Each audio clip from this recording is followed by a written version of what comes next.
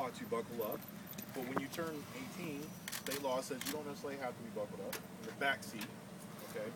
But I would tell you, forget about that. You start getting the habit of buckling up now, front seat, back seat, and you continue with that same mentality the rest of your life. Because I can assure you that when you have a crash, I don't care if you're 18 or 80, when you have a crash, you're not going to be able to defeat the physics of the crash, okay? You're traveling down the road 70 miles an hour, we work the interstate 70 miles an hour, car impacts something, car rolls over, what have you, that car is going 70 miles an hour, everything inside the car, including your body, is going that same speed, 70 miles an hour. It will continue at that speed until your body impacts something, which is typically the dash, the windshield, and the steering wheel, or other people in the car. And this is where it gets really critical, where you start affecting other people, okay? People don't, a lot of people like to say, oh, seatbelts, it's a personal choice. No. Especially when you're in the car with somebody else, okay? Because you not being belted creates the conditions where you become the deadly missile inside the car, okay? You get thrown into someone, your friend, your mom, your dad, brother, and sister, at whatever speed the car's traveling, you get hold of them, you will, I can assure you, severely injure and or kill them, okay? So you guys have a duty to everyone else in the car to be buckled, all right? As you guys start to drive, anybody driving in here yet? Couple? Okay.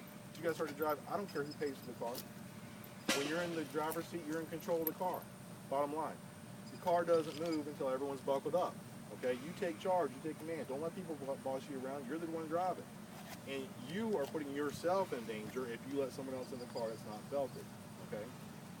You'll see this here in a minute what I'm talking about. I'm going to crank this up in just a second. Again, I just told you about the dummies inside. I want you to watch real closely as the car rotates over. Watch what happens, especially to the adult in the front seat that's not belted. Watch as he's crashing into the other people inside the car. It illustrates the point what I'm talking about to a T. Okay?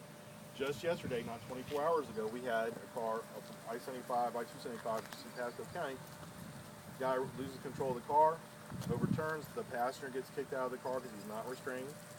He hits the pavement nice and hard, and he was taken to the hospital where he later died. Okay, so not 24 hours ago, the exact same thing I'm trying to tell you about now just occurred. Okay, so I'm not blowing a whole bunch of smoke at you. This stuff really happens.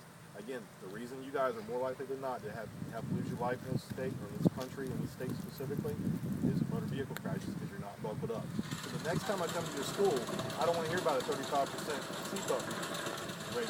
Okay, I want 100%. By law, you should be doing it anyway, and then being smart about it, you should have it. Okay. Watch the car real quick and see you want to talk to.